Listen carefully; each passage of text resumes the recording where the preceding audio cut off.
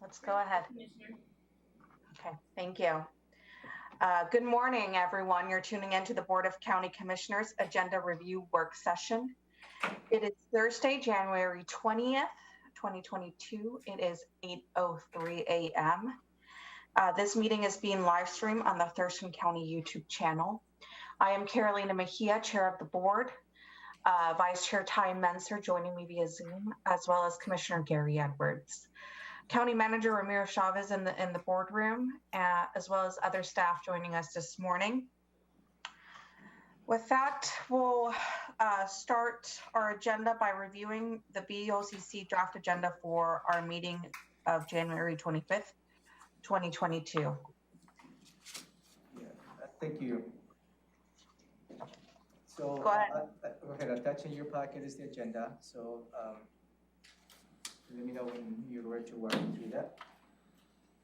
Yes, and it was revised. Yes. Yeah. Okay. Okay. So Commissioner Messer has a question. go ahead, sir. So just so I'm working on the right sheet of paper. So I have the original packet from Tuesday, and then I think I got a revised packet from Thursday, and then I got a revised agenda, and I'm assuming that goes with the Thursday packet. Is there anything, the Tuesday packet's quite a bit thicker. Is there anything I need from the original Tuesday packet for this morning, or was that all? No. Is everything relevant included in the Thursday packet? No, and the only changes from the Tuesday to Thursday is following the direction of the board to move the home fund item into the 25th agenda. So that has been added to the 25th agenda. That's the only thing. Aside from that, go ahead. Yeah. Well, like there's some things on my Thursday packet that are removed, like a dangerous dog issue and a fireworks issue. Yeah, we're going to be bringing those next Tuesday, Commissioner. The only agenda that I have for today, I hopefully have the updated agenda for today. Yeah. Okay. Well, I'll sift through it. Just wanted to see if I could. Thank you. The only items that I have for today is reviewing the meeting agenda for the 25th, next Tuesday. I have the legislative report from the county manager. And I have after action report, there's no floating informational. And then I have an executive session later on. That's the only items that I have for you today. Got it. Thanks. And I emailed that to the record. And then Amy emailed a legislative. Yes, we submitted an updated report. Working a little bit past the 5 o'clock. So Commissioner Okay. Edwards has a question, ma'am. Okay, Commissioner Edwards, go ahead. How about now? Can you hear me? I can hear you, sir. Okay, I think my question has been answered. So apparently we just got sent 6 pages of material that I wasn't able to receive. So is that what we're talking about, legislative thing? Yes, that's the updated report. Okay. We just sent you a revised, a little bit, different additional items on the report that you have on the paper version. Okay, good enough. Thank you. Okay. So with that, let's get started on the Tuesday, January 25th, 2022 agenda. So we'll call the meeting to order at 2 p.m. The Pledge of Allegiance to be led by Commissioner Edwards. Then we'll do the approval of the Tuesday, January 25th, 2022 agenda and approval of the board meeting minutes from January 18th, 2022. And those are making their rotation. I'm not sure if everyone's gotten to review them yet. There will be an opportunity for the public to address the board. And then number 2, county manager's update. Ramiro. I don't have any specific updates, Commissioner, based on the public testimony we received last Tuesday.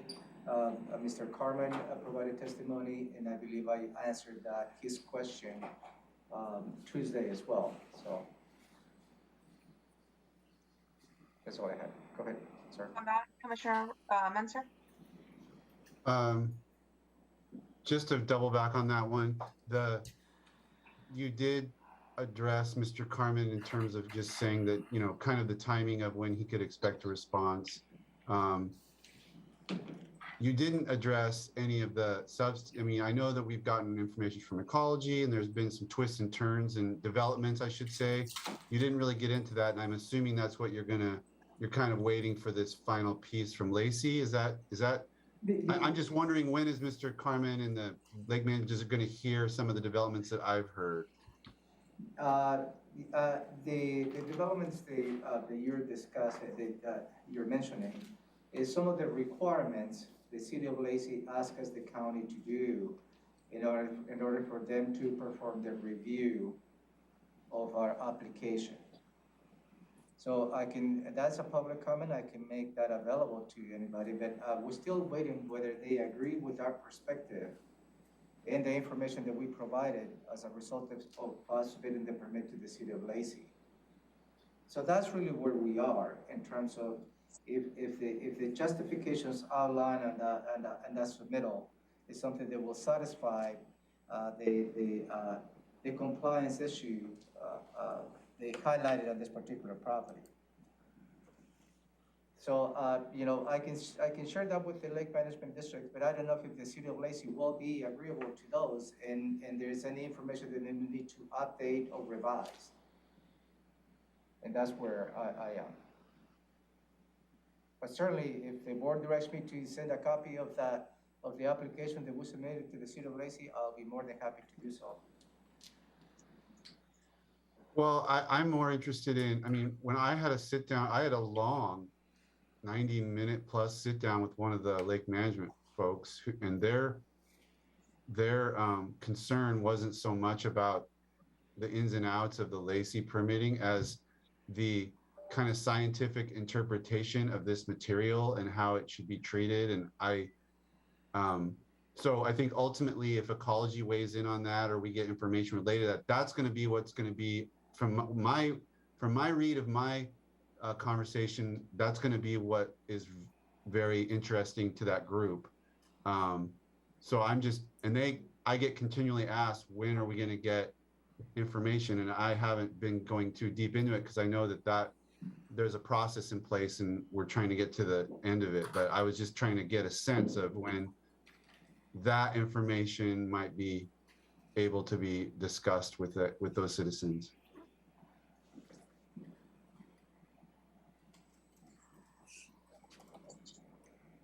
I think Commissioner Edwards has that question. Okay. Go ahead, Commissioner Edwards.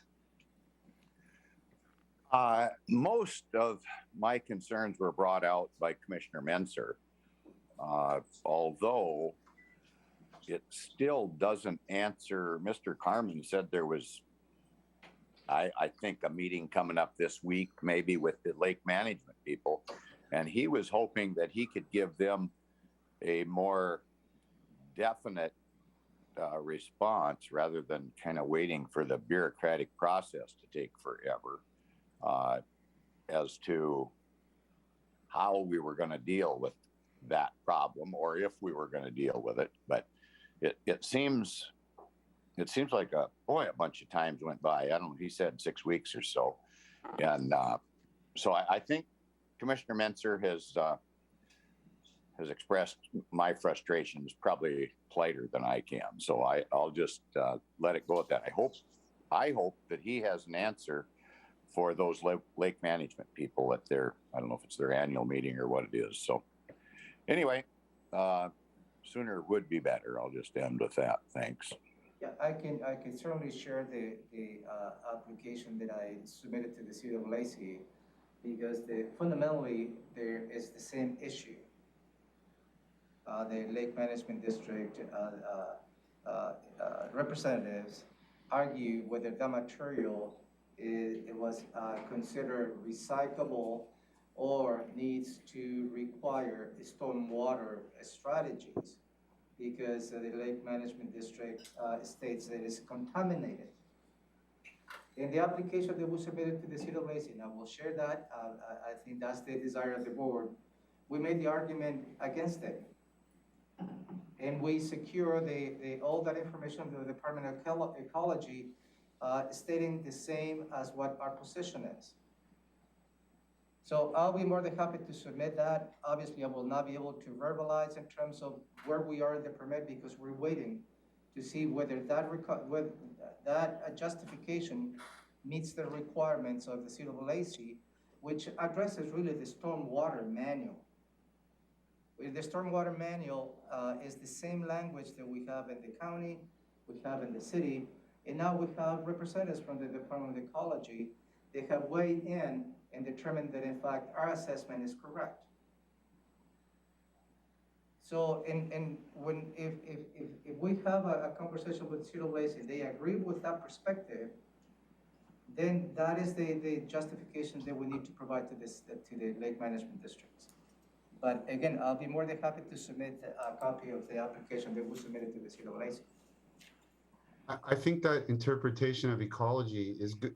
The Lake Management District may not agree with it, but I think it's going to be big news from their perspective that, you know, and it kind of shows, this has come up 2 or 3 times during the time I've been commissioner where, you know, there's an issue and, you know,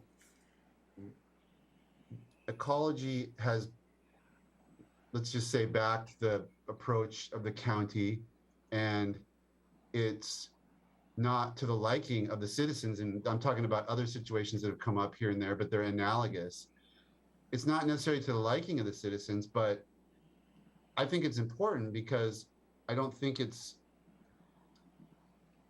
going to be a very rare situation where I think the county commissioners on an issue, on a technical issue, ecological issue like this would be just defying or overturning interpretation of Department of Ecology. That's their experts. That's what they're there for, is to give us that kind of expertise. So the fact that they've weighed in on this, I think is going to be very interesting, you know, maybe concerning, but it might help, you know, in other contexts, it led the citizens to go, okay, well, we need to talk to the state. We talk to state legislature. It's not our county commissioners that are doing something haywire. They're following direction of the expertise of the state. We need to go to our state legislature. And I always like to see citizens fighting the battle. You know, I want them to fight the battles they want to fight, but I like to see them fighting them at the correct level with the appropriate decision makers. So this kind of feels like one of those examples where it's like, look, if ecology is backing this interpretation, then, you know, maybe the argument needs to go to that level. Anyway, those are just my thoughts as I trying to manage what we're trying to do to get our project sorted out, and then these citizens' concerns. And then, as Commissioner Edwards said, they do have an annual meeting coming up, and I don't want Mr. Carmen to have to go and say, county's not telling us anything. You know, I mean, if we've got information, it may not be what they want to hear, but if we've got information relevant to what they're fired up about, I'd like them to have it so that they don't go to that meeting and create a sense that we're trying to drag our feet or anything, because I don't think that's what's going on. Okay, so what I'm hearing is I will certainly send a copy of the application that we submitted to the City of Lacey. And I believe there is an email in your inbox asking for you to attend the annual meeting. I will recuse myself because, you know, from my perspective, I need to wait until the City of Lacey weighs in on the argument and the answers that we submitted to the City of Lacey before I can attest how the county needs to proceed in the rest of the site. But I certainly, that's what I'm hearing. Thank you very much. I will send a copy of that application today. Is that, Commissioner Edwards, is that in line with what you were thinking? Yeah, you got you're right on mark there. Thank you. Okay. Our next item, it's consent items A through D, and the first item, 3A, is Emergency Services 2021 Emergency Management Program Grant, American Rescue Plan Act. And I see Ben Miller Todd, so I'll pass this. County Manager, would you like to go through it first? Yeah, thank you. This item is related to, we just received a grant for $43,978 for the fiscal year 2021. This related to the Emergency Management Performance Grant, which is coming from the American Rescue Plan Act. The program is to provide the U.S. Department of Homeland Security, federal emergency management agencies, federal funds to state and assist local jurisdictions, as well as territories and tribal governments in order to respond to any emergencies. This particular funding is specific to update, I believe, the training room at the ECC, and that really is a needed upgrade, since the ECC is used to respond to any of the emergencies. As of recent is the flooding. We activated the ECC, and having the right technology, the right equipment is pivotal and important for us to continue to respond to any type of emergencies. So this request for you is to authorize receiving the grant. I don't believe there is a match requirement on this, but I will let Ben answer that question. Anything else to add, Ben? I will add that there actually is 100% match on this project, but it can be covered by salaries and benefits, which we've already identified in our funding streams. And this additional revenue is included, you were anticipated to be included in the 2022 budget? Yes, it's going to be included in the 2022 budget. And I'll just do a quick highlight for you that it's going to improve the functionality of the web EOC, improve volunteer worker management, install telecom cabling in the ECC, and also expand the capability of the ECC training room. I guess maybe ask the question a little bit clearer for myself. You said it's going to be included in 22 or has been included? It is included in the 2022 budget. Okay, so it was an anticipated revenue when the board approved the budget. Excuse me. No, this wasn't anticipated, but we've already identified the match in 2022. So this is not currently in the budget. So, Robin? This will be a budget amendment in the first amendment for this year. We're tracking it. Okay, thank I'll get smoother at this, commissioners. you. Good. Doing great, Ben. Questions, Commissioner Edwards?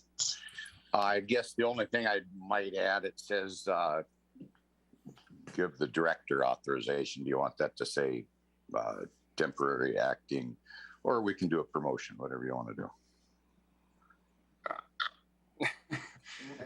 We can certainly add the word interim. Will you be signing or Kurt will be signing? I will be signing this one. Okay, so interim. We'll add that. Thank you, Commissioner.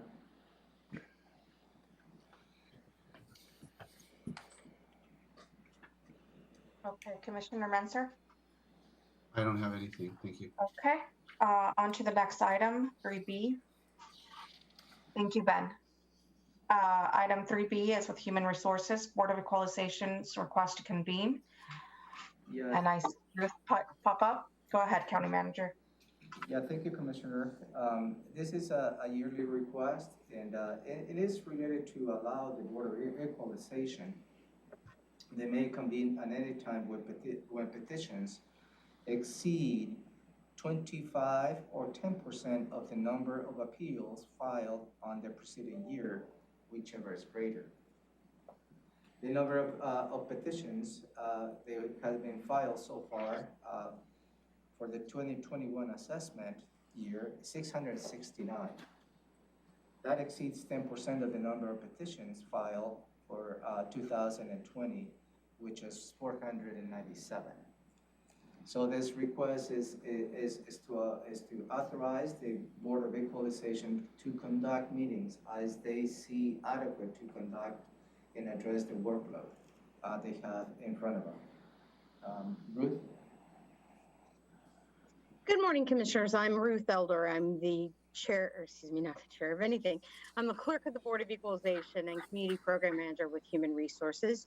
And this is, as the county manager very well stated, an annual request. It's a statutory requirement that the Board of Equalization must have the county commissioner's permission to to convene and to hear appeals after the regularly convened 28-day session that's earlier in the year. Well, it happened last year because of how assessment years work. Anyway, so as he said, there's been an increase in the number of cases filed for this new year. So it certainly meets the statutory requirement that it's greater than 10% of what was filed last year. I'd be glad to answer any questions you might have. Thank you. Questions, Commissioner Edwards? No questions. I'm all for it. Go ahead. Commissioner Menser? No. And no questions for me. Thank you, Ruth. Thank you. Okay, our next item, item 3C, reappointment to the Solid Waste Advisory Committee. And I see Jeff here, County Manager. Thank you, Commissioner. For your consideration is to reappoint Councilmember John Cathy from the City of Tumwater as representative to the Thurston County Solid Waste Advisory Committee. And this appointment is for a 3-year term, which begins in January 2022 and ends on January 2025. As you know, the Solid Waste Advisory Committee is composed with representatives from many different, from the local jurisdictions, which includes elected officials. In this case, it's a council member. Jeff, anything to add? I think that the county manager described it very correctly, and I'm willing to answer any questions. Questions, Commissioner Edwards? No questions. Commissioner Menser? Good to go. Jeff, I do have a question. Wouldn't it just be easier to wait until all the other jurisdictions make their appointment? We could. The city of Tumwater was out front and got us their information early. We'll be getting additional ones from other cities and other jurisdictions shortly, but we just wanted to go ahead and move it through since we had it. Yep, that's fine. I was just wondering. Okay, thank you. Thank you, commissioners.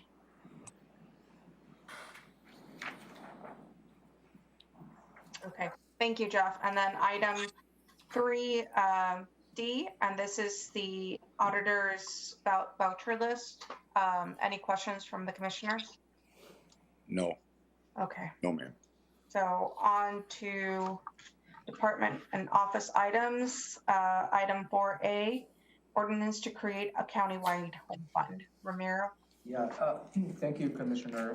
This is an item the board moved out of the agenda this past Tuesday to move it into next week, which is January 25th.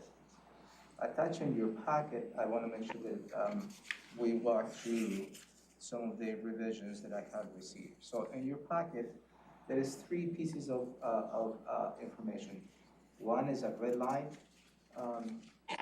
It included the changes since the last version that you have seen, and I'll walk you through those changes here in a minute.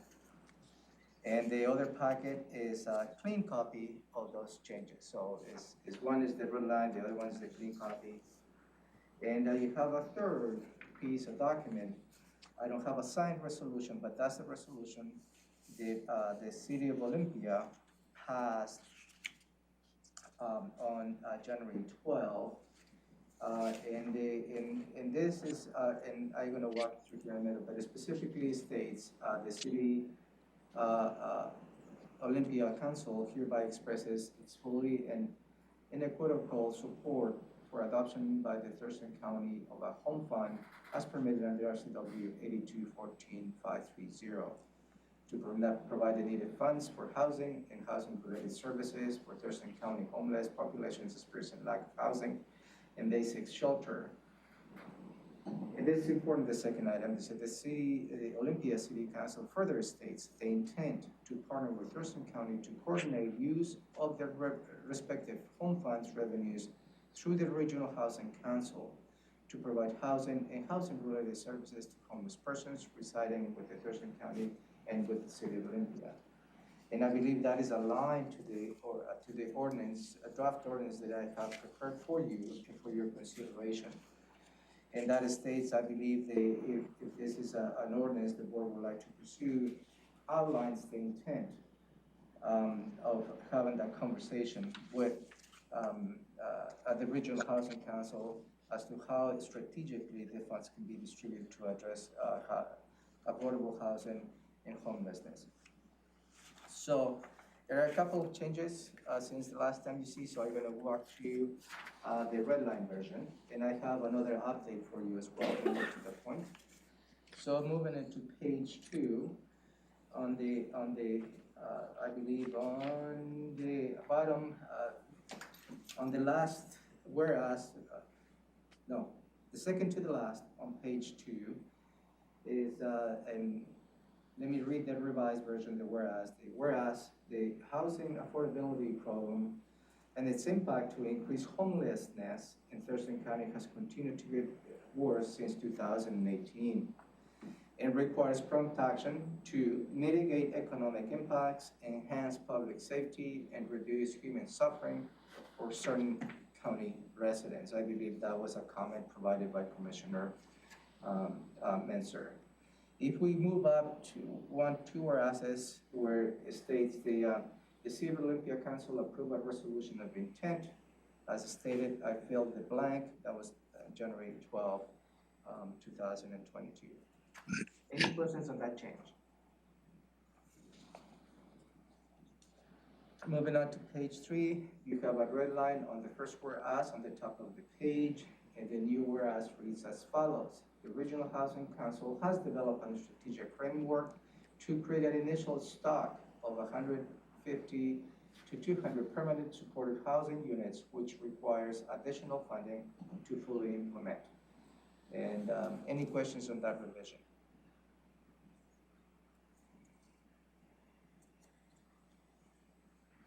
So moving down, there is a couple highlighted in yellow. I will have what the actual chapter of the Thurston County Code will be, and that will be ready before Tuesday of next week. Moving on to page 4. Item B, just a typographical error, and is stated in the Regional Housing Council's recommendation, make it a little more English friendly. Item C, it states with the revisions as follow. The Community Advisory Subcommittee of the Regional Housing Council shall be composed of community members, including private sector stakeholders representing all areas of Thurston County. And I think that really reinforces what the intent, I believe, of the Advisory Subcommittee. It will be providing recommendations to the Regional Housing Council to incorporate community feedback. The next change, any questions on that? Moving on to item 8. Also, I have clarified the intent of the voting by the Board of County Commissioners in the states as follows. Approval of Affordable Housing Sales and Use Tax Fund, also known as the Home Fund. The Board of County Commissioners shall exercise an up, parentheses approval, or down, parentheses rejection vote on the funding recommendations by the Regional Housing Council.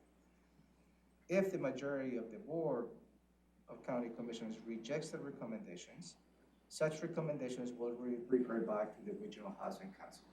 And I think that complements the process with the Regional Housing Council and is aligned to other type of funds. The Regional Housing Council provides recommendations to the board. Any questions on that? Moving down to section 2, and this is important, is considered exemptions. The additional affordable housing sales and use tax shall apply countywide except for the municipalities and boundaries of the City of Olympia. At that time, I eliminated the additional jurisdiction. I got the word the City of Tenino has their own home fund yesterday. So I will add excluding the City of Tenino as well on this clause. Any questions on that? Ramiro, did you, I had thought it was last week they did that. Do you know that exactly when they took that action? I will check, but I got the word that they have taken an action, so I will make sure that I get into their city clerk to make sure when that action was taken. I was just curious. I don't think it's relevant to this language, but okay, great. Thank you. So that's the additional language that you will see as the City of Tenino will be excluded because under RCW, any jurisdiction who has already passed a home fund cannot be double taxed on this particular action. So moving down on page 4, under section 3, item 2, work with participating, this is the changes on the paragraph, work with participating jurisdictions to amend the Regional Housing Council in local agreement to create an administrative executive arm to effectively guide the Regional Housing Council on the use of the affordable housing sales and use tax funds. And I believe that is important. If the board wants to move forward on this, is to make sure that we create an administrative arm to be effectively working with the Regional Housing Council, which at this point is composed by elected officials. Because we cannot just keep adding additional staff requests to the Housing and Homeless Prevention Division of our Public Health Department to continue to support this effort. And I believe that is important. And those are all the changes from the last version that I provided to you, I believe a little bit over a week. So any questions, any feedback? We'd like to continue to have this item on the agenda. So open for any questions. Okay, thank you, Ramiro. Commissioner Edwards? Yes. Do we meet all the legal requirements? And when I say that, you've adjusted the ordinance a bit over the last week, and that came about, what, after legal review?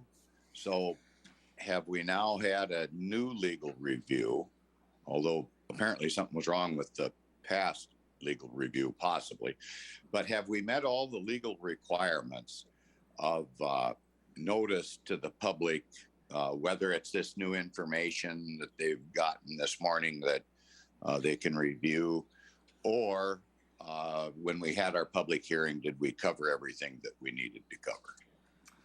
The, as you stated, legal review was provided to this ordinance. The red lines comments that I highlighted to you, in my humble opinion, doesn't have any legal really changes that I can see. It's just more clarifying the intent.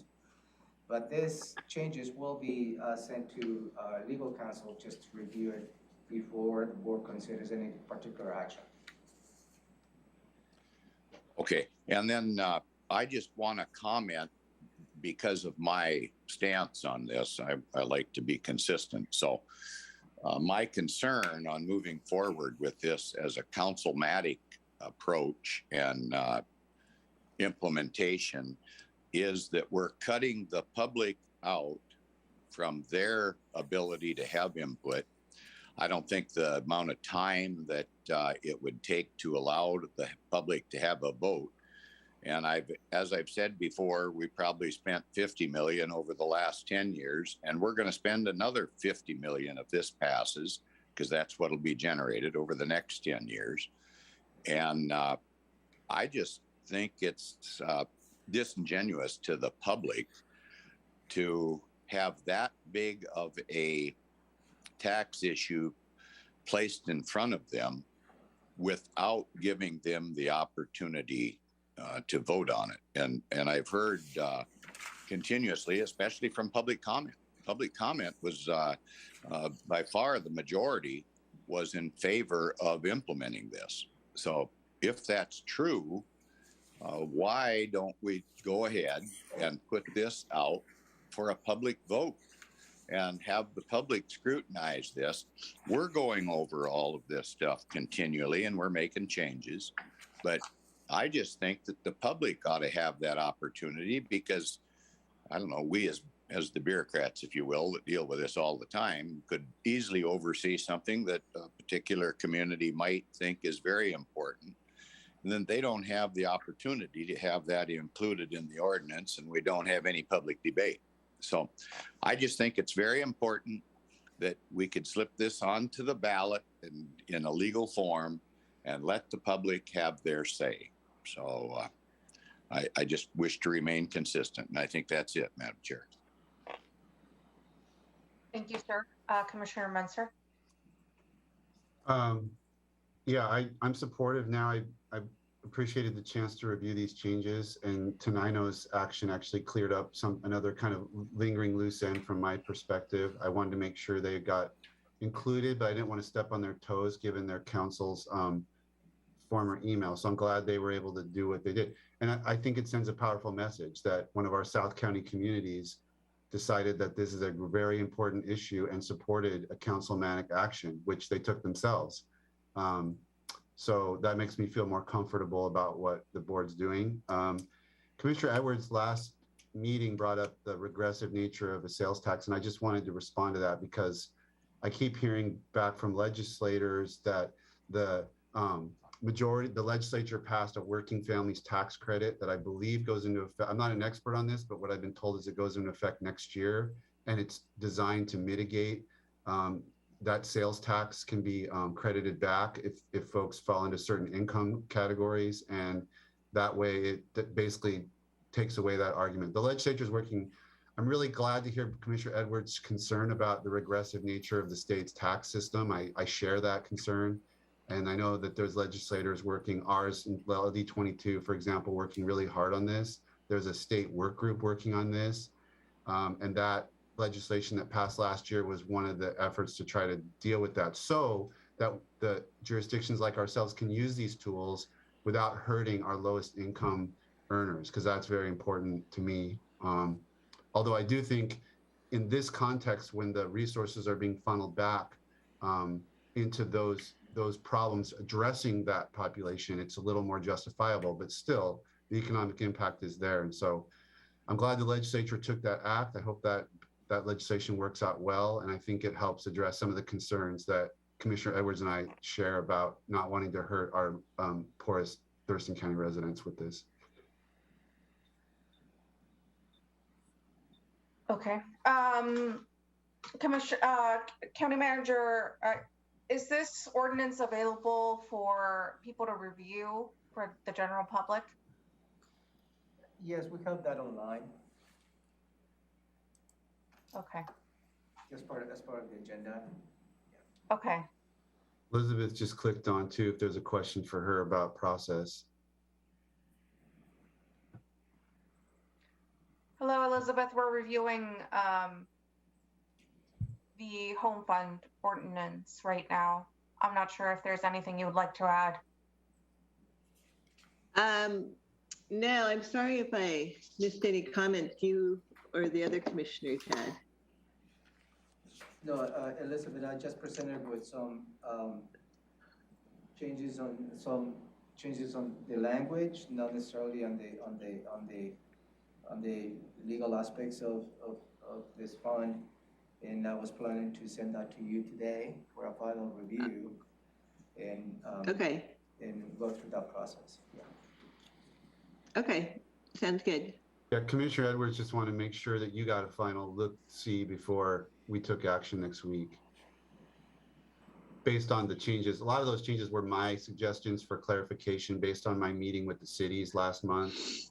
They weren't really designed at the legal pieces, but we still want you to give us a final thumbs up based on the final set of changes there. Yeah, I believe you and I have a meeting about 10:15 or so, Elizabeth, and I can walk you through this and send you a copy. Okay. With no further questions, Well, Chair, go ahead. Chair. Edward. Being council is there, my concern was when I raised this was that we've had several adjustments to the ordinance since we've had a public hearing. And I just wonder from Elizabeth's perspective, when we have public hearings like that about an ordinance, is the concept sufficient to meet legal requirements, or does the final verbiage need to be included when we have a public hearing like that on a topic where we're going to take an action? I mean, that's a good question, Commissioner Edwards. What I would do, typically, if you change the scope of what you're proposing, like the sometimes there's districts involved, like if you expanded the boundaries after the public hearing and those expanded boundaries weren't before you, then you would have to have another public hearing. In this particular case, I don't know. I don't think so, but I will double check what the public hearing said and what we're looking at just to make sure we have answered your question. Okay, thank you, Council. And that's it for me, Madam Chair. Thank you. Madam Chair, one comment? Go ahead, sir. I just wanted to clarify because I thought that in this case, we weren't required to have a public hearing. I thought that we decided to have one because of kind of the unusual nature of a councilmanic action in this context. We decided that we wanted to hear from the public in advance of even putting an ordinance together. So that's why we put the concept before the public. But I thought that was, and again, I agree with you. I don't think that anything about the scope has changed, but I just want to clarify whether or not the public hearing was even a requirement to begin with. Okay, well, that's also a good point, because if it isn't, then that question becomes moot, but I'll still look at everything. Thank you. Okay, thank you, Elizabeth. Thank you, Ramiro. Robin has a question. Oh, sorry, Robin, I didn't see your hand. Go ahead. That's okay. Thank you, Commissioner. So I would just like a little clarity in general regarding public hearings. The question I heard Commissioner Edwards ask is, don't we need final language at a public hearing? Isn't a public hearing, the whole purpose is to get comment and potentially make changes based on public comment? So it would be rather impossible to have final language at a public hearing. I get that there should be a different public hearing if a major change is made, but aren't minor changes expected? Yeah. Thank you. Because and I think you're absolutely right, because the public hearing was very specific on the intent of the Board of County Commissioners taking a councilmanic action to increase 0.1% of the sales and use tax to implement this home fund countywide, except in the city of Olympia. That was the premise in which the public hearing was held. And that was the testimony received within the public hearing. That element has not changed in this ordinance. And the changes on the language is clarifying the intent and clarifying the procedural aspects of that core intent. But the core intent has not changed. It's still 0.1%. It's still an option to be councilmanic, and it's still an option to exclude the jurisdictions who have already passed a home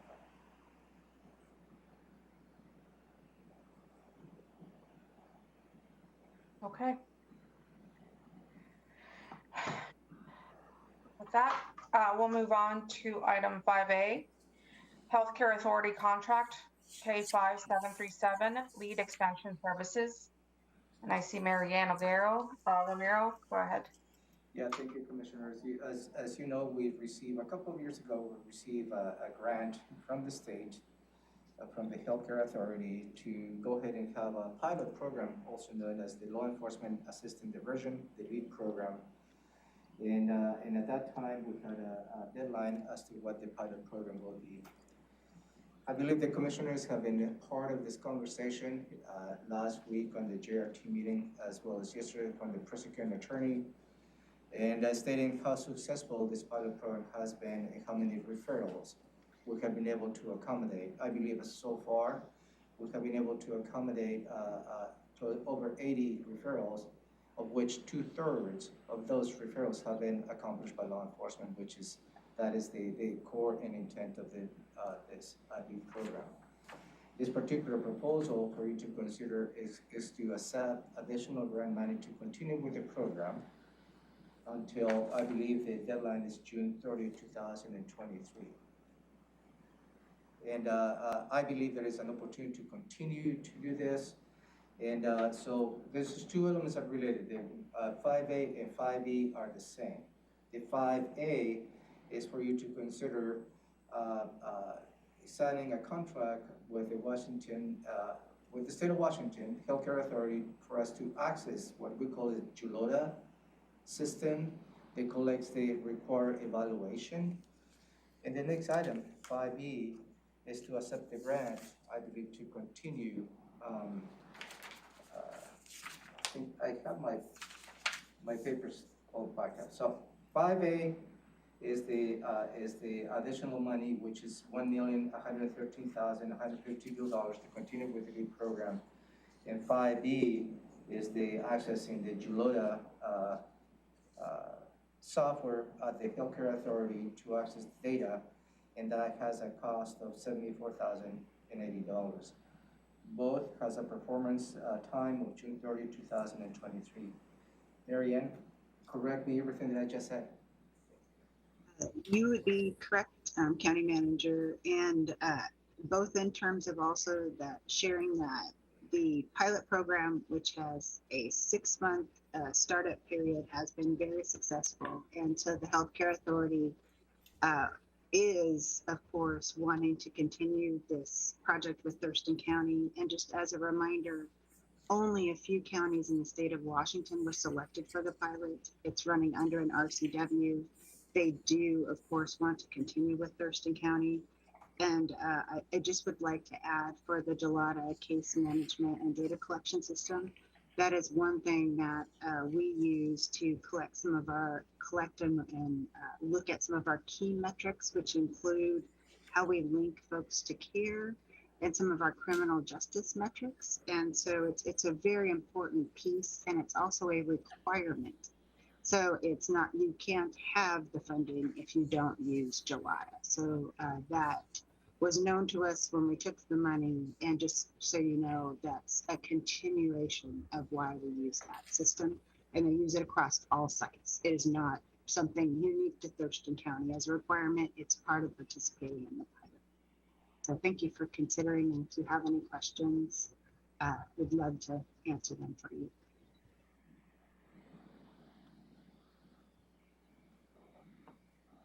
Questions, Commissioner Edwards? No, ma'am. Commissioner Menzer? Okay, with that, thank you, Mary Ann. We'll go on to our next item. Item 5B, amend Julota Case Management System Agreement for LEAD Program. And this is Mary Ann again, and I believe, Commissioner, we just covered the item as well. oh, you covered that item as well? Yeah. It's 5A and 5B are related. Okay, I didn't catch that. Okay, I'm sorry. Yeah, the 5A was to accept the grant to continue with the LEAD program. And Yeah. 5B is to access the Julota system, as Mary Ann stated, that's a requirement by the grantor. So there's really not an option for us not to do it. But it's two different items that the board may need to consider. Okay, Chair, go ahead, Commissioner Edwards.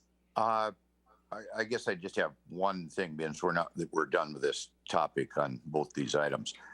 I take it that any of this IT stuff, so I'll just put it broadly, went through Dennis's office to make sure everything fits. Yes, and in fact, this is something we have been using as part of the LEAD pilot program anyways. So this is somewhat of a renewal, since we have additional grant from the state to continue with the LEAD program. It's just continue utilizing this software from the Healthcare Authority to continue with the LEAD program. Okay, thank you. Okay. Commissioner Menzer? Good, thank you. Okay. Well, thank you for that clarification. I apologize. I did not catch how the two interconnected. Now it makes sense. Thank you, Mary Ann. And thank you, County Manager. Okay, with that, we'll review our standing items. Item 6A, Commissioners will report on board work sessions and assigned committee meetings, providing updates on actions taken as well as upcoming issues. Item 6B, the County Manager will review the Board of County Commissioners schedule for the week of January 25th, 2022, and then we will adjourn. Okay, and then that we will be done with our meeting on January 25th, 2022. Our next item is our legislative update. And I'll hand this off to County Manager. Yeah, thank you, Commissioners. My apologies, we sent you a revised legislative report this morning. Hopefully you have the opportunity to open your email, but if not, this is, as you know, the legislative session is a fast-moving train, and we're trying to catch that train in every single station that we can. So I have for you a few bills that I believe for you to consider. Some may be applicable. This is just the beginning of the conversation. So as in the past, I will walk you through. I'll give you a brief description of the bill, and I'll give you at least my perspective, whether you consider supporting, opposing, or being neutral to this particular bill. And this is something important for the board to weigh in. If you feel strongly about a particular bill, please let me know. I can always follow up with additional information. And also, this will be also helpful for Deborah Manguia when she's in on the legislative session arguing for your priorities. So beginning on page 1, and this is House Bill 1025, and this is concerning the local parks funding. And this is allows cities and counties, metropolitan park districts, and park and recreation districts to submit an authorizing proposition to the voters to impose a local use sales tax of 0.1%. This is an old bill. You supported that last year, and that's what I have here as a support, because it has been an item, I believe, of concerns. And again, this is not an automatic taxation that allows the local jurisdictions to ask the voters if they want to support parks. So I'm going to continue to walk through these bills, and please stop me if you have any questions, concerns, or any additional information. Next is House Bill 1605. And this is a bill that will create a program to provide an improved safety on roadways and prevent vehicle lane departures. My recommendation at the beginning was to support this. After further conversation with the Washington State Association of County Engineers, seems to be a little bit of a concern, because this program although the intent is good to create some type of a program that will address the running off the road and rural roadways, and but also is going to be taking away funding from other sources, and that's probably the concern at this point. So until we learn a little bit more about the financial elements, my recommendation is to remain neutral. House Bill 1620.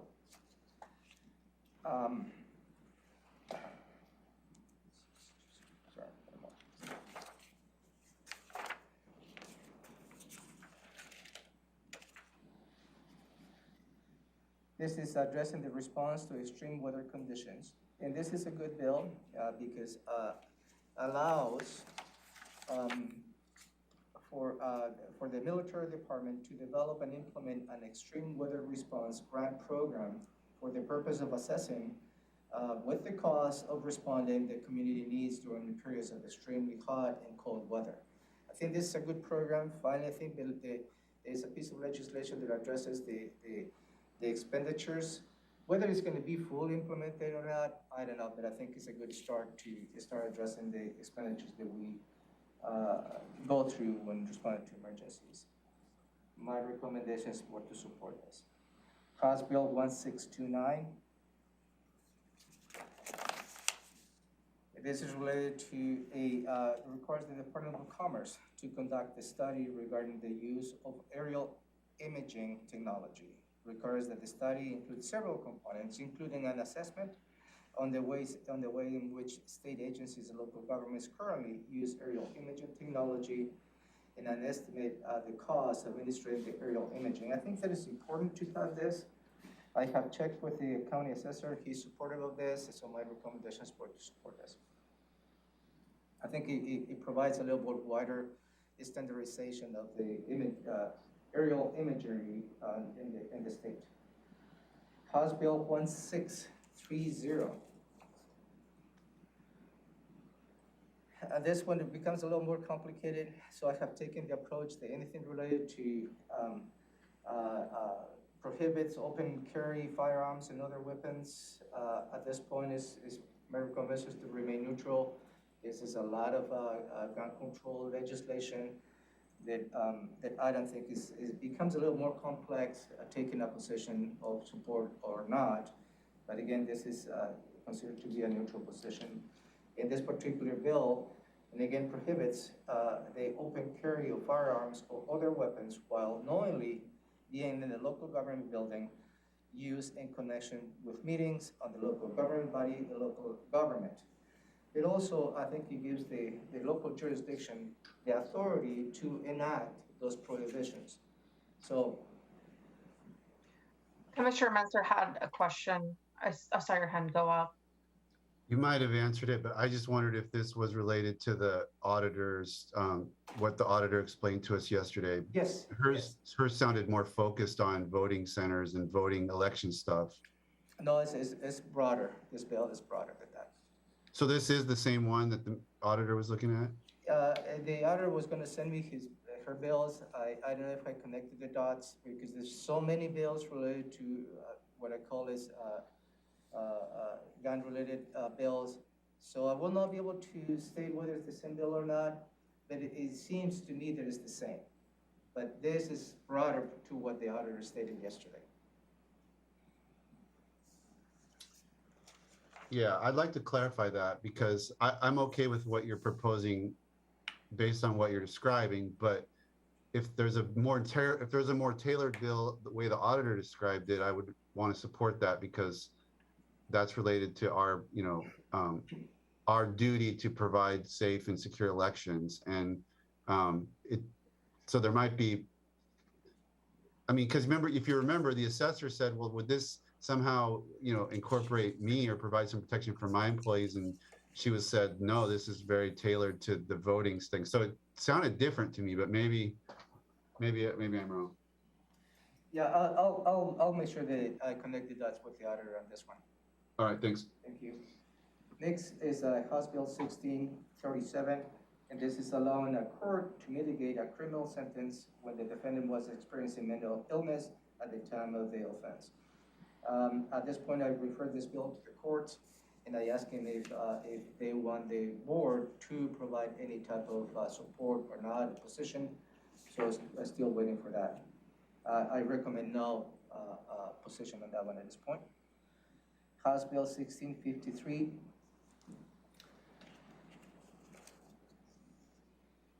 This is related to improving statewide coordination and support the fish recovery. I believe this is something the board is interested in recognizing what we call the anadromous fish, that's the salmonoid, in my opinion. So the legislature recognizes the importance of a coordinated approach to a statewide salmon recovery, not just between the state agencies, but also in partnership with the state tribal councils. The legislature intends to ensure that all pertinent state agencies share in and support the mission of recovering and protecting salmon in Washington state. So I believe this is a good piece of legislation that allows for all the parties to have a conversation and how it can be a joint approach to address riparian and salmon recovery. So my recommendation is for you to support this. House Bill 1660, and this is one of the many bills related to accessory dwelling units. As you stated as you heard from the county assessor yesterday, there's a lot of nuances, there's a lot of bills related to this, and some of the surface it appears to sound good. And in this case, it says prohibits an owner occupancy requirement from being imposed on a lot with an accessory dwelling unit unless an accessory dwelling unit on the lot is being used for a short-term rental. That seems to be, at the surface well, but as the county assessor stated, then it puts the onus on the local jurisdictions to implement all that without any funding from the state. So at this point, my recommendation is to be neutral and see how this progresses and what bills related to the ADUs will move forward, and I will bring those back to you on a timely manner. House Bill 1663, and this is related to establishing certain requirements related to methane emissions from the municipal solid waste landfills and limited purpose landfills. That seems to be a very complex bill. Also states for those additional requirements for the closed landfills. We have a closed landfill, and put us in the requirements to manage the methane to a certain level. So until we can probably have a much better understanding of what the intent of this is, my recommendation is for you to be neutral on this one. 1672. This is related to the conservation futures. And this particular bill eliminates the cap on the conservation futures of the 1% cap on the property taxes. And I believe that is something the board is interested in. That's my perception, of continue to support the conservation futures, because that's a good funding source to provide to the community and protect the environment. So my recommendation at this point will be to support it.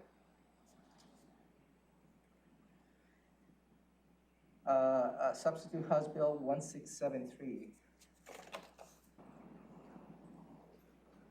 And this modifies certain applications of public notice requirements for the Public Works Grant and Loan Program, and really start adding to the Public Works Trust Fund the broadband program. At this point, the Public Works Trust Fund, which provides loans to local jurisdictions at a very low interest rate, does not include broadband.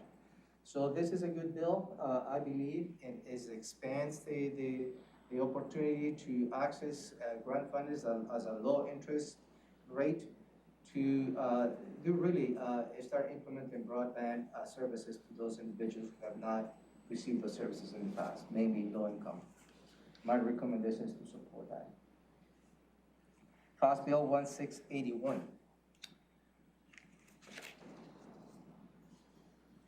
My apologies. I know this is very dry, so.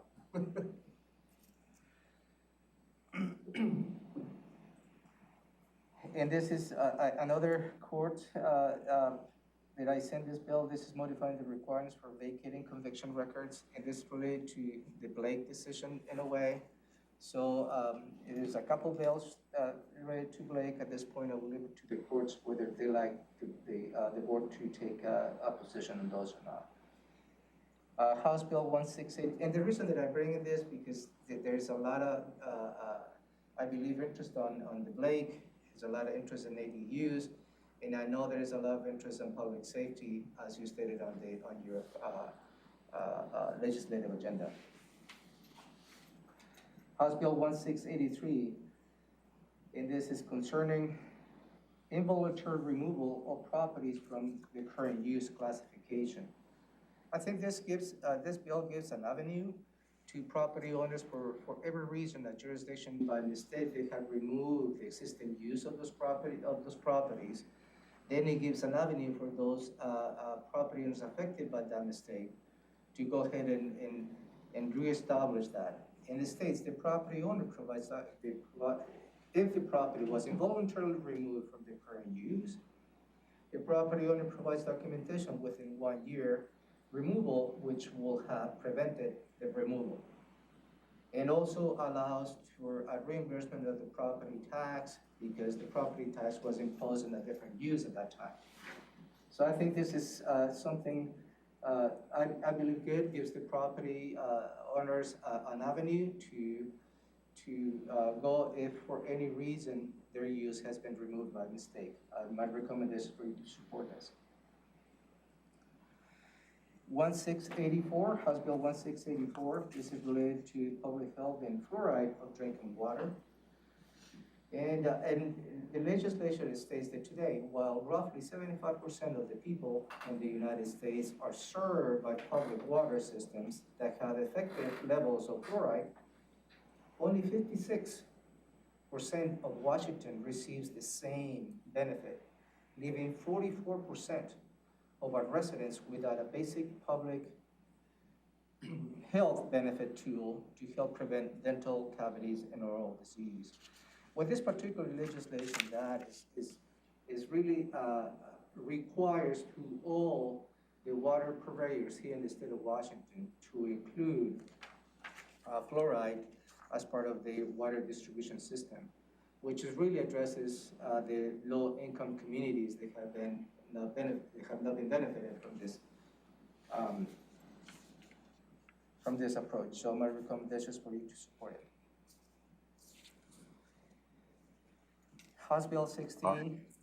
Chair, could I ask a question on that?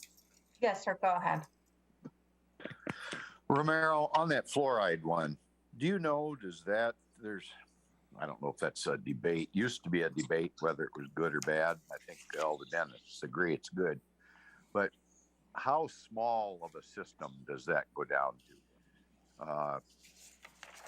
If you've got there's different classifications by letter that I don't know, but if 2 parties are on a well, or 3 or 6, do you know the breakdown on how far that goes down? Because it could add quite a cost possibly to a smaller system. My read of this is, Commissioners, all public systems.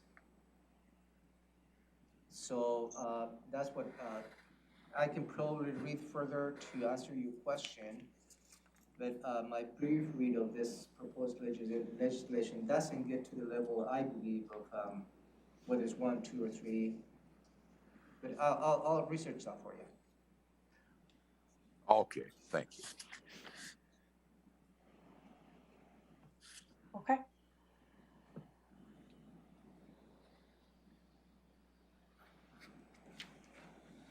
House Bill 1690. And this is becoming a little bit more into the public safety, and this is one of the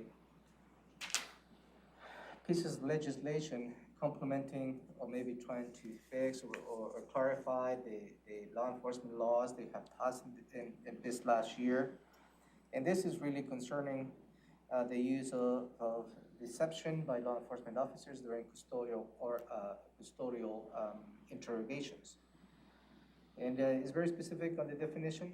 It means to express questioning on other actions or words by law enforcement officers which are reasonably likely to elicit an incriminating response.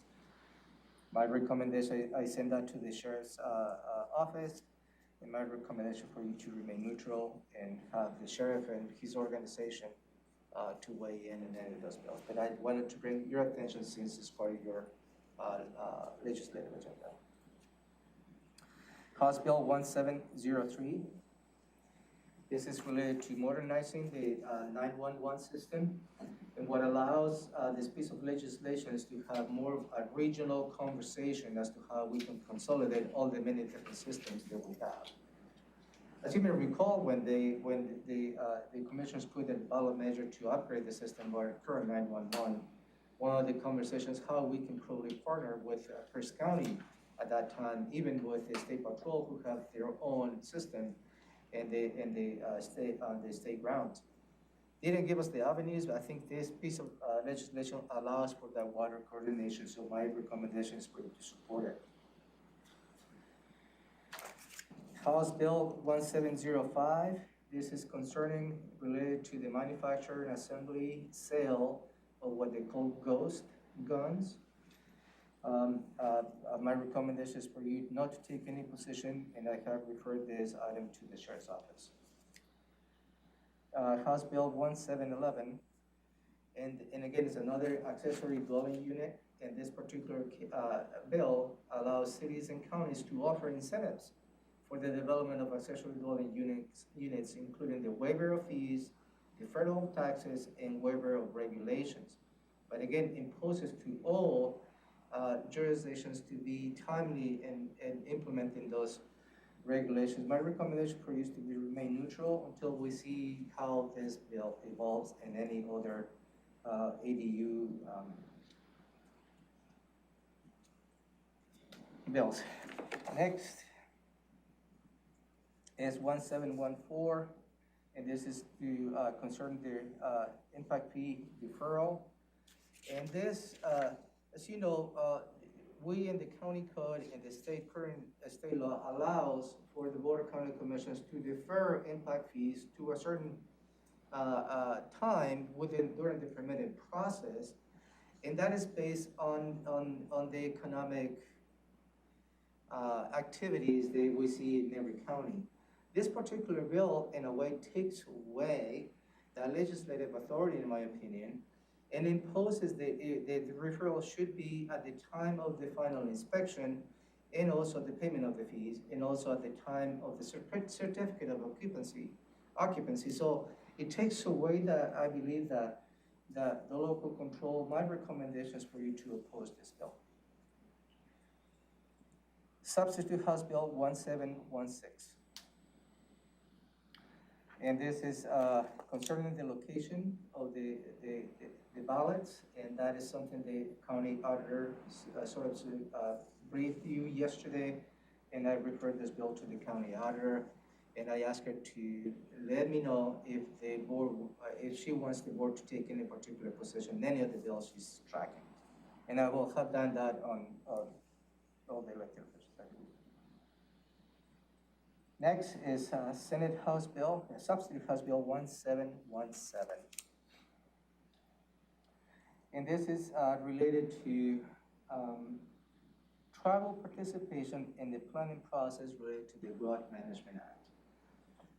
And the states requires counties, cities, and any other local governments to enter into negotiations of a memorandum of agreement on collaborating with coordination with the federally recognized tribes for tribal participation in the planning process under the Growth Management Act. You know, when we go through this process and updating any type of related GMA items, we'll always consult with the tribes. We take their consideration and feedback very seriously. This is a little bit different. This makes them part of the process. At this point, my recommendation is to remain neutral. The WASAC is also tracking on this, see how this thing evolves. And I will keep you posted as to how that will be. But at this point, my recommendation is to remain neutral. County Manager, Yes, sir. you are now halfway through the 6 pages. I do have a hard stop at 10 because of the flood authority meeting I have. And I know we have a lot of other items. I'm wondering, can we break this into half and pick up the second half on Tuesday? Just to kind of. So let me, yeah, that's good. Is that okay, Commissioner Mejia? I'm okay with that. How about you, Commissioner Edwards? Yes, that's fine with me too. Thank you. So Okay. will that be okay to let me finish this page? That will be page number 3, and then we'll stop there. Thank you. Okay, where was left? That is the end of page 3 on Yeah, my that's the end of page 3, so I think we're done. Okay, I'll stop there and continue next. Thank you.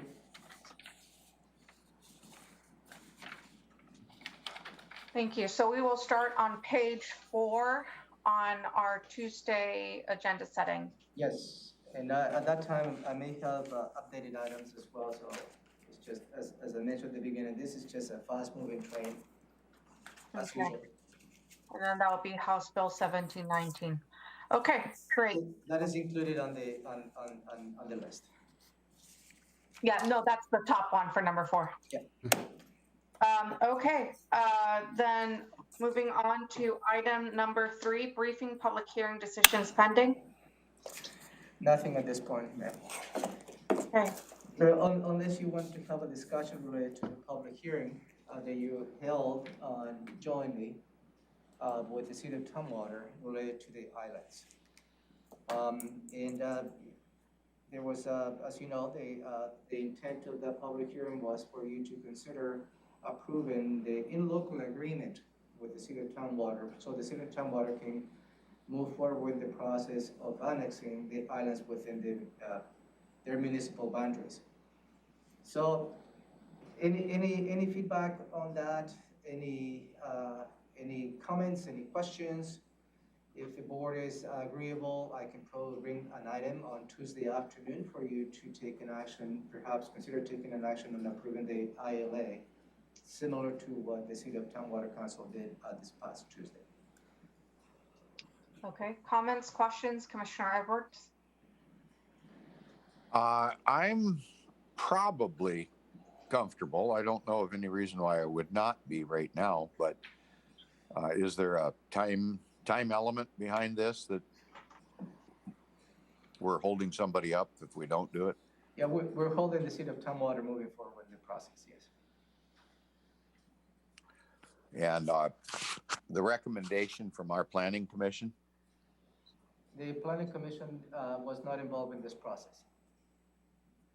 This is an annexation process, sir. Okay, I just wondered. Yep. I think I'm good because I've been opposed to these islands all over, so I think I'm good to go. Commissioner Menser? Yeah, this is a sensible thing. I mean, it always brings passionate responses from certain citizens, and this was no exception to that from certain folks in writing. And there's history there, you know, and I get that the law changed, and you know, I guess as I understood it, there were previously there would have had to have been some sort of concurrence or vote of the group involved, whereas now there's this process, but these are fully contained islands, and you know, that makes it kind of a pretty straightforward proposition. Just based on they did a good job of outlining kind of the considerations at the public hearing. So I'm supportive of the interlocal agreement. Chair? Go ahead, Commissioner Edwards. I guess a good example would be the Trosper family, where we're gonna get both sides of every issue, and you know, some wanted it and some didn't, and so I think we're just saddled with that problem. I don't think we're gonna make everybody happy on this deal, but I think it's worth going ahead on. Yes, and I agree with the comments that my seatmates have made in regards to this. I am supportive of it. You know, they are just islands, and the resources that it takes the county. You know, I'm glad that Tumwater has taken an initiative to do this, and so I'm supportive of it. Okay, thank you. So you will see a new item, an additional item on your next Tuesday agenda. They will, for you to consider approving the ILA with the City of Tumwater. Thank you. And also, good job to our staff on this. They did a great job at the presentation, and I know that they've also been doing a lot of work on this. Yes, I agree. Thank you, Commissioner. Okay, and then so next item is the after action report, snow and flooding. Yeah, I apologize to staff. I know that I have rescheduled this a couple of times, so finally it has come to the point. I think there is two elements to this. One is the snow response, and the next item will be the flooding response. And I believe the Board of County Commissioners were interested to see how that response occurred. So first is going to be the snow response. Who's going to take the lead on this? Jennifer?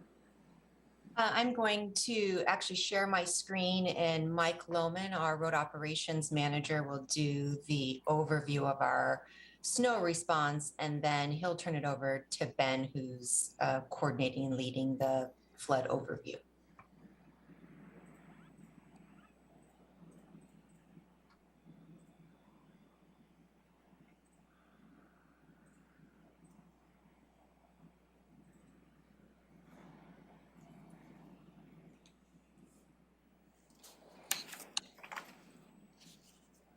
All right, good morning, Commissioners. I am Mike Lohman, the Public Works Road Operations Manager, and today I'll be providing a brief overview of our response to the recent snowstorm. Leading into this event, forecasts were calling for less than 1 inch of snow on Saturday. Accumulations of 2 to 4 inches were possible Sunday. That was to taper off Sunday evening into early Monday morning, and then have continued cold through midweek and a warming trend that would begin on Thursday. Our preparation started early in the week with staff monitoring weather forecasts, attending weather briefings, and conducting planning meetings. We addressed available staffing levels, giving consideration to leave requests, and we formulated a plan to utilize traffic operations staff to ensure solid waste facilities would remain open to the public during this event. We pre-staged equipment into our 6 service areas, and we stockpiled sand and salt. Working with fleet services, we calibrated our sanders to be able to apply sand or salt based on the conditions we were experiencing. We also developed a communication strategy for this event. Public Works education and outreach staff would direct citizens to Public Works winter and storm response information, as well as the Public Works travel impact page, and they would provide updated information throughout the event. Our plan entering the event was to respond by assigning trucks with plows and sanders to each service area and have them address our road network in a prescribed manner. Primary roads that provide access to state highways and critical facilities such as hospitals and fire stations would be addressed first, and secondary connecting roads would be addressed next. Ultimately, we would get to residential routes once the primary and secondary routes were cleared. As part of our plan, traffic operations would support solid waste by plowing and applying sand at their facilities. As we entered this event, roads were too wet to utilize anti-icing materials, and knowing this, it was our intent to identify a weather window to apply salt to the roadways to remove the compact snow and ice buildup. The event presented itself differently than was anticipated. The accumulation of snow was greater than originally forecast. The initial snowfall was immediately followed by a dramatic drop in temperature. This extreme cold played a large factor in our response. Any sand that was damp was freezing in sanders, and that would require staff to stop and clear the obstruction before getting back on the road. To alleviate this issue, we began mixing salt with the sand, which did prevent the material from freezing and allowed the trucks to stay on the roads to plow and apply material. This pattern of recurring snowfall followed by extreme cold led to a quick buildup of significant compact snow and ice on roadways, and this delayed our ability to move beyond our primary routes and delayed our response time to some portions of our service areas. In addition to material and equipment challenges, we were operating at a staffing level of about 65% due to vacancies, illness, and scheduled absences related to the holidays. This event was definitely uncommon to the Pacific Northwest and presented several unique challenges. We deployed plows and sanders Sunday morning, December 26th, and we quickly recognized this was going to be a larger event than first thought and was likely to have significant impacts. We transitioned into 24-hour operations via 2 12-hour shifts on December 27th and continued working around the clock throughout this event. At that same time, Fleet Services moved to 24-hour operation in support of our effort. Staff continued to attend daily weather briefings and update our response plan as forecasts and actual conditions warranted. Traffic operations assigned staff to plow and sand at the Waste and Recovery Center and drop box areas in Rainier and Rochester. Additionally, traffic ops supported the sheriff deputies with plowing and sanding as they requested site-specific assistance, which allowed the road operations plows and sanders to remain focused on our road network. During the event, we provided the most up-to-date information to the public through twice daily issue alerts, the Public Works Travel Impact Map, and posting updates to social media. As indicated on this slide, Public Works staff plowed over 7,300 miles, applied more than 1,200 tons of sand and or salt over the course of this event by utilizing 12 plow trucks, 8 sanders, and 3 road graders. I'd like to thank you for the opportunity to share this information with you of our response, and am available to provide additional information or answer any questions that you may have.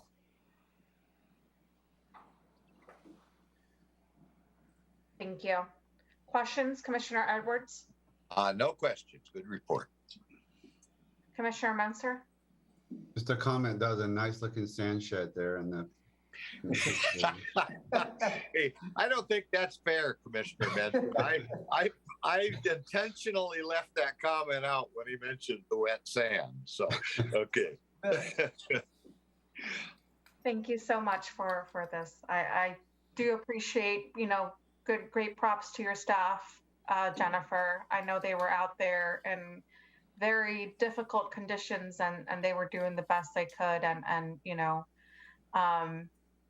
It's always hard, but they did a great job. It was just great to see, our trucks all over the place. So thank you.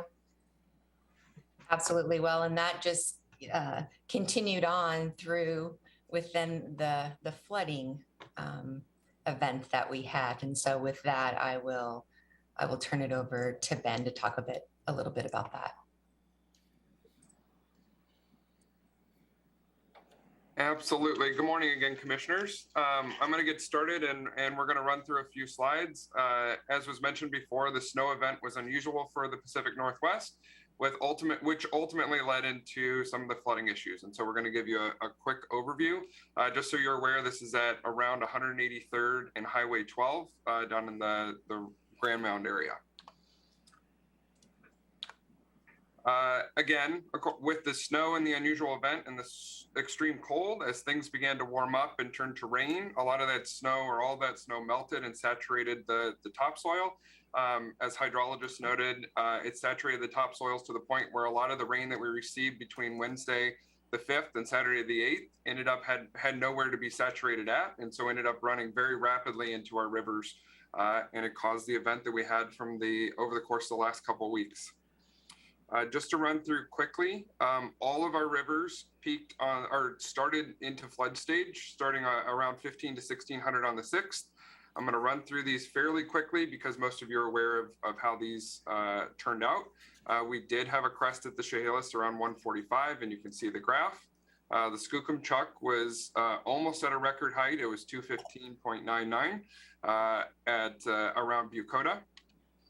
The Deschutes wasn't originally forecasted to flood, but it did end up almost at moderate flood stage, just shy of that. And the Nisqually River at McKenna, we did monitor. It was not projected to flood, and it did not enter flood stage. However, we did continuously monitor this over the course of about that 72-hour period. Just to make everybody aware, we were also keeping an eye on La Grande Dam, and if we needed to make any notifications along the Nisqually, Tacoma Power did increase their output, as you can see here in the graph surrounding the event and just following it as we entered another brief period of rain. The Emergency Coordination Center was activated to level 2, which means partial activation. There were select emergency service functions that were activated, as well as we did after the initial flooding on the 6th, or the initial impacts on the 6th and the 7th, migrated to a virtual support from the 8th to 9th and into that next Monday. TC alerts did go out to all of the residents in those impacted areas with regards to the flood warnings that are included on the slide. So for the public works response, we began seeing heavy rain and flooding as a threat and became aware this was going to be a significant event early in the week. We began internal planning discussions on Tuesday, January 4th, and formulated our response strategy and identified needed resources, some of which were sandbags, both filled and empty, and variable message boards. We felt it was important to notify citizens near the Independence Valley of the severe impacts that were likely to occur. We actually set 6 variable message boards at key locations entering the valley on Wednesday the 5th. Our operational response effort shifted to flooding as the priority on Tuesday, January the 4th. We prepared water over roadway signs, road closed signs, and stocked these items at our satellite locations or bullpens. Crews continued to work around the clock, with one team working 7 a.m. to 7 p.m. and another 7 p.m. to 7 a.m. We continued on these shifts until Monday, January the 10th at 4:30 in the afternoon. At that time, we returned to our standard on-call after-hours response.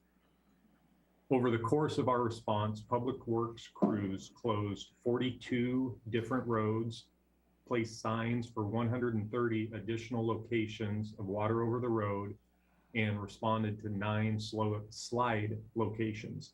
2 of those impacted roadways, 1 impacted the Chehalis Western Trail, and the other 6 are either of minor sloughing that did not impact a roadway or locations that require further evaluation by our engineering team. We also provided sand and sandbags over the course of this event. We delivered more than 80 tons of bulk sand, over 6,500 empty sandbags, and 11,500 filled sandbags to various fire stations, as well as the cities of Rainier, Tumwater, and Bakota. We also provided a supply of sandbags in the ECC parking lot for citizens to acquire. To keep filling sandbags through this event, we coordinated with Washington Department of Ecology using the Conservation Corps. They provided a crew of 4 of their workers to make sandbags at the Tilley campus on Friday the 7th and Saturday the 8th. As of this morning, we have 1 road closure due to damage caused by flooding, 3 locations where water is still over the roadway, and the 9 slide locations mentioned earlier. We continue to provide ongoing communication regarding service interruptions and road closures by issuing a road condition update each afternoon. And we're also pushing out information on social media and directing the public to our winter response page and travel impact map. Just so everybody's aware, as we went through this process, we also issued evacuation notifications. Sometimes evacuation notifications can be a little confusing. And so just so you're aware, the ready, set, go method is a really easy way to remember that. Level 1 is just getting ready. Level 2 is getting all your belongings set. And level 3 evacuations are an imminent threat. These are the locations that we did issue those notifications. The emergency support functions that were activated include all of these pieces: transportation, public works, firefighting, mass care, public safety and security, and external affairs. We've also activated ESF 8, which involves public health for the environmental impacts surrounding well testing that needed to be done after the flooding. So what we had is an unusual situation where Public Works reached out to us on January 6th and said that they had a slide that they had a concern about, and they needed to get resources out to the slide fairly quickly. So after assessing the situation, we went back and following county ordinance, signed an emergency proclamation where the disaster manager, I'm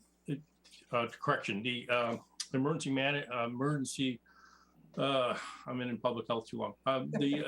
We signed an emergency proclamation that's authorized so that the emergency director of emergency management can sign the emergency proclamation, and then the county commissioners can validate that at their next regularly scheduled meeting. This allowed us to allow Public Works to get resources quickly to the slide area and streamline the contracting process for them.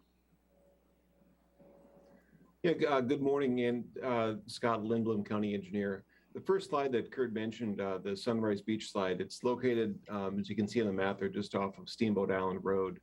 January 6th, we were notified of the slide that emergency declaration did help us to get crews and inspectors out there right away. We were able to get consultants out there first thing Friday morning. They worked throughout the weekend to do an assessment. An important note that this is the only home access for about 50 homes, and it is in a different area than a bigger slide that we experienced in 1999. At this point, the slope stability analysis is complete. We have a contractor lined up, ready to go, and our consultant is preparing a remedy plan. The fix will be very doable, but it will be expensive and it will take some time to do. But certainly our on-call consultant Landau and Rollins, our contractor, have been extremely responsive. Now moving on to Munson Road. Munson Road is off Delphi Road and Cedar Flats Road. This is the only access for about 28 homes in that area. This is more of a culvert washout than a slide, and right now the road is restricted to one lane. We do expect that we'll be able to keep that one lane access open until the repair is done. And we do expect the repairs to be fairly straightforward. Country Club Road, I bring this up because this is an area that we did complete some emergency repairs last fall. You may recall that. We did those repairs and we found that the culvert carrying Green Cove Creek was collapsing. We were very concerned at the time that full collapse of that culvert would effectively block Green Cove Creek. And I can say that after we've gone through this event, I think that decision to repair that pipe on a temporary basis was absolutely the right decision. There's a decent chance that should that old pipe have been left in place, that it probably would have collapsed, or it certainly could have collapsed during this big event. What we did see is that the repaired pipe, or the interim pipe, did perform as we expected, but still with that, water was backing up uphill of the road. So we're watching that very closely, but in an abundance of caution, we chose to close the road temporarily until that water level could drop and we could inspect the inlet of the pipe. We do have some debris to remove from the inlet of that pipe, which a contractor will be doing first part of next week. But we do expect that pipe to keep working as we intended. And at this point, the road is open and the water has since gone down. And on the Chehalis Western Trail at about milepost 14, just north of 103rd, we did have some material from a steep bank slide onto the trail. So in this case, the trail itself is in good condition, but we're watching that slope uphill and we're getting an arborist out there to make sure that the trees, any hazard trees, are out of the way before our crews can get in there and clean up that slide. We do expect our own crews to be able to repair that work once it's safe to do so. So looking forward, at this point, as Mike mentioned, most of our roads and bridges are accessible. We did start road and bridge inspections that Monday the 10th. We did report some road damage. All of our bridges appear to be in good shape at this point, with some repairs needed this summer. So at this point, we do continue to find new landslides or small slides that Mike mentioned. So certainly one of the things that the list of sites will change. And as of late last week, we did complete an inspection on 20 of those bridges that were affected.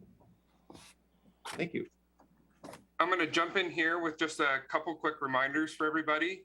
Emergency management webpage has been updated with individual disaster assistance forms that can be filled out both for individuals and businesses.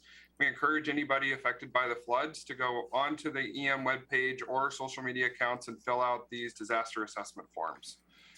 If you do have any questions on these forms, our number is listed here on the slide. I also want to call out public health, environmental health's move. We are providing well testing for those that are affected by the floods. As you can see in this image here, we did have environmental effects as a result of the floods. Please reach out to the following number or the link below in order to reach out for well testing. Lastly, and that is a free service that we're providing for those individuals affected, right, Ben? Yes, that's a free service that we're providing to those individuals affected. Thank you very much. Just want to clarify that is a free service to those individuals affected by the water wells, yeah, by the flooding. Additionally, there's debris management tipping fee vouchers that are available again for those that are affected. These vouchers are to cover the cost for debris Bree being taken to either the work or any of the Dropbox locations. These are valid through February 6th at all Thurston County solid waste facilities, and it's issued following disaster assistance form submission. Again, linked out are the individual disaster assistant and business disaster assistant forms, and any questions that you have regarding this can be directed towards emergency management's main number. Can I ask a quick question about that? Yes. Does that include the main work center, or does it include the Rainier one as well? So yes, so this includes the work, it includes the Rochester Dropbox and the Rainier Dropbox. Okay, thank you. Yes. Lastly, I want to call out our partner at United Way to helping with the emergency, their emergency disaster fund. I want to call out the emergency assistance fund. They help to manage a lot of those cash donations and disseminate them out to individuals that were affected. So I want to call out this process. And if you have any other questions for donations or recovery, please let me know, or any questions about the slides.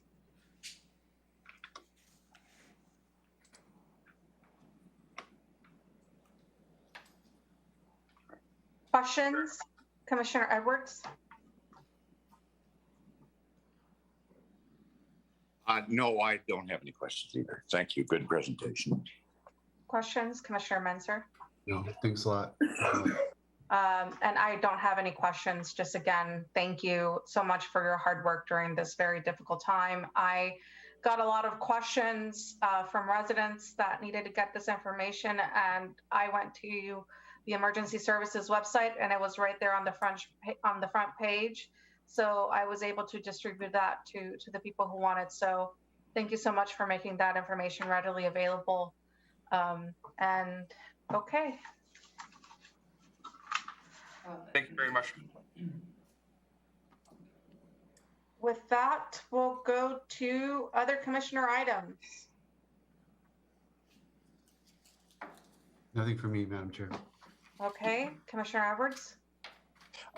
Yes, when we're having our meetings, I guess for the county manager, are we still doing the phone call in when we're not having in-person folks come to the meeting? So what we are planning to do is maybe implementing the phone meeting, the 2 o'clock Tuesday board meeting for the members of the public to provide public testimony. Is that what you're asking? Yeah, I just wanted to make sure for. Yeah, we're exploring that option as well. So hopefully we can start implementing that this coming Tuesday in the afternoon. So we will have a phone option as well. Is that correct? Yeah. Okay, that's my concern, that we make sure we're as accessible as possible while we're following Dr. A's, I don't know, separation from the community, I guess, the best way to put it. Okay, with that, we'll go into executive session. And how long will this one last, Ramiro? I think it will last maybe 15 minutes. And at this point, I will ask Commissioner Mesa to recuse himself from the meeting. Okay.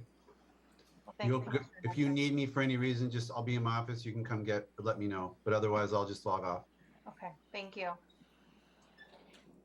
Okay, so this executive session is for RCW 42.30.1101I to discuss with legal counsel representing the agency litigation or potential litigation, commissioner legal representation, and commissioner's action may follow. We will be in executive session for 15 minutes. And with that, we'll go ahead and start. Thank you. Give us the chance to close the video.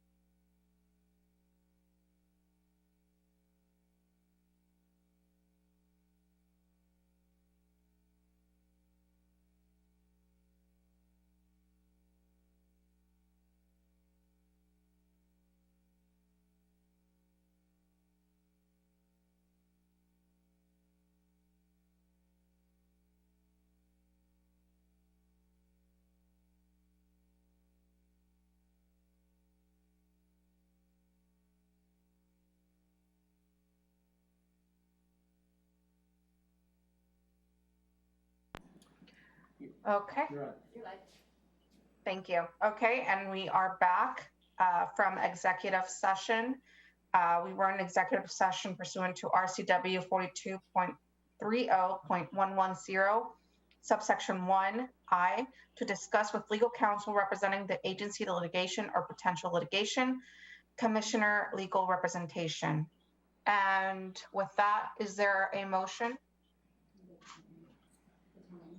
Can you state the time, Commissioner? Oh. And it is, we just got out of executive session at 9:55. Thank you.